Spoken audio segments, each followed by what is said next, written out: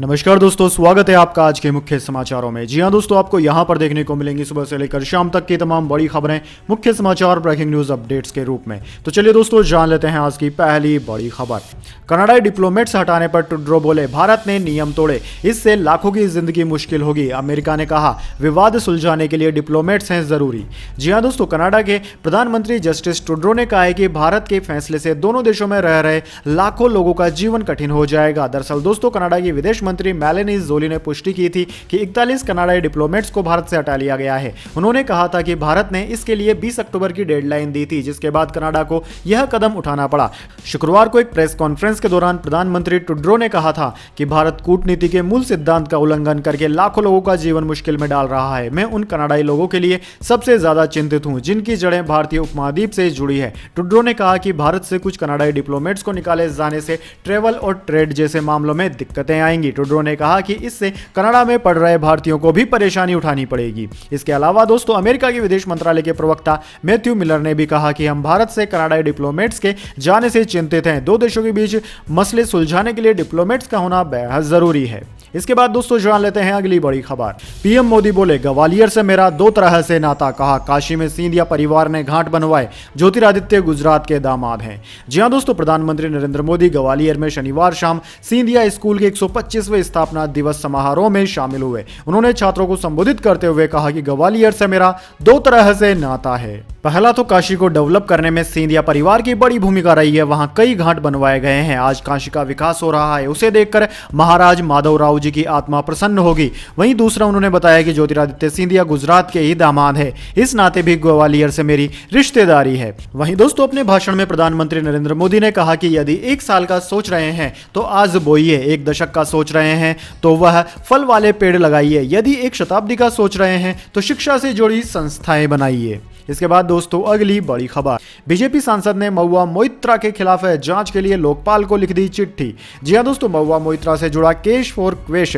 विवाद बढ़ता ही जा रहा है। अब बीजेपी के सांसद निशिकांत दुबे ने लोकपाल को पत्र लिखकर तृणमूल कांग्रेस सांसद महुआ मोइत्रा के कार्यों की जांच कराने की मांग की है। बीजेपी सांसद निशिकांत दुबे ने एक्स पर लिखा कि सीबीआई सुनते सुनते थक गया हूं, आज लोकपाल को शिकायत दर्ज करा दी है। सांसद मंत्री का भ्रष्टाचार लोकपाल ही देखते हैं, सीबीआई ही उसका माध्यम है। दोस्तों, आपकी जानकारी के लिए बता दें, बीजेपी सांसद निशिकांत दुबे ने इससे पहले महुआ मोइत्रा पर पैसों के लिए देश की सुरक्षा को गिरवी रखने का आरोप लगाया था। इसके बाद दोस्तों, जान लेते हैं अगली बड़ी खबर।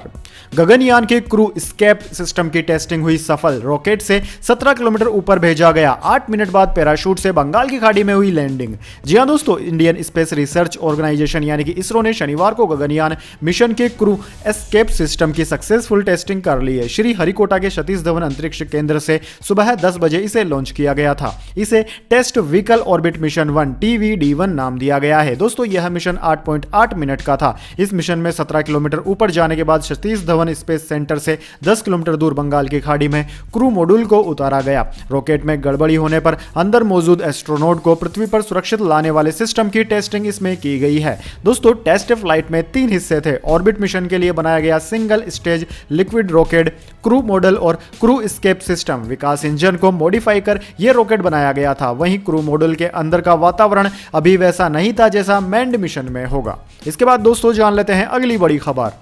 दिल्ली एनसीआर में बढ़ते प्रदूषण को देखते हुए आज से GRAP-2 हुआ लागू। जान लीजिए किन किन चीजों पर लगेगा प्रतिबंध।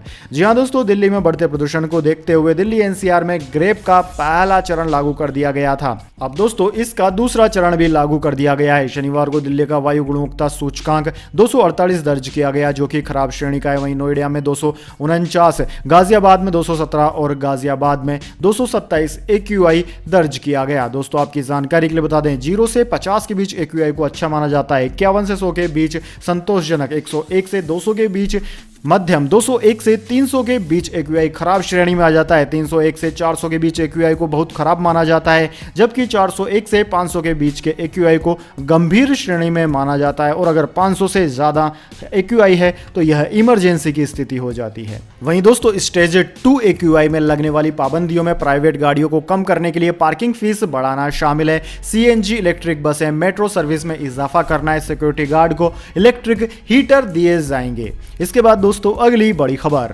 महंगी ईएमआई से अभी नहीं मिलेगी राहत। आरबीआई गवर्नर ने कहा ब्याज दर फिलहाल ऊंची बनी रहेगी, समय ही बताएगा कब तक होगी कम।